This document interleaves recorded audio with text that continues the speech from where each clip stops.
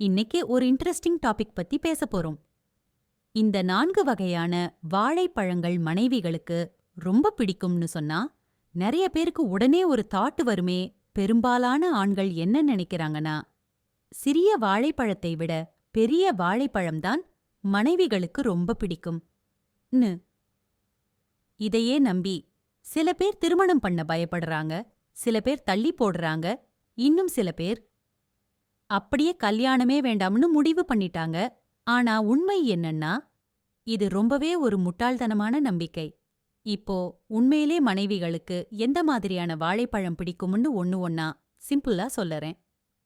கவனமா கேளுங்க. முதலாவது விஷயம், சிறியதா இருந்தாலும் பெரியதா இருந்தாலும் வாழைப்பழம் எப்பவுமே சுத்தமா இருந்தாதான் பிடிக்கும். சில ஆண்கள் இருக்கிறாங்க, அத சரியா சுத்தம் பண்ணவே மாட்டாங்க.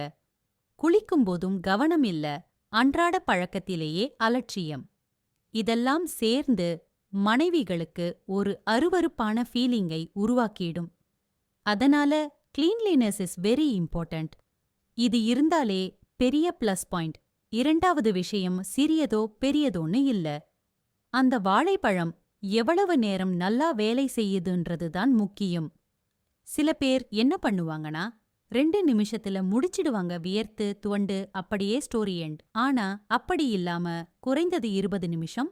டிஃப்ரெண்ட் டெக்னிக்ஸ், பேஷன்ஸ், கான்ஃபிடன்ஸோட நிகழ்ச்சிய ஸ்மூத்தா நடத்துற திறமை இருந்தா அந்த மாதிரி வாழைப்பழங்களை மனைவிகளுக்கு ரொம்பவே பிடிக்கும். மூன்றாவது விஷயம், வலி, எரிச்சல் எதுவுமே இல்லாத வாழைப்பழம். சில பழங்கள் நுழையறதிலேயே கஷ்டம், பர்னிங், பெயின், டிஸ்கம்ஃபர்ட். சிலருக்கு ஆரம்பத்துல மட்டும், சிலருக்கு முழு நேரமும்.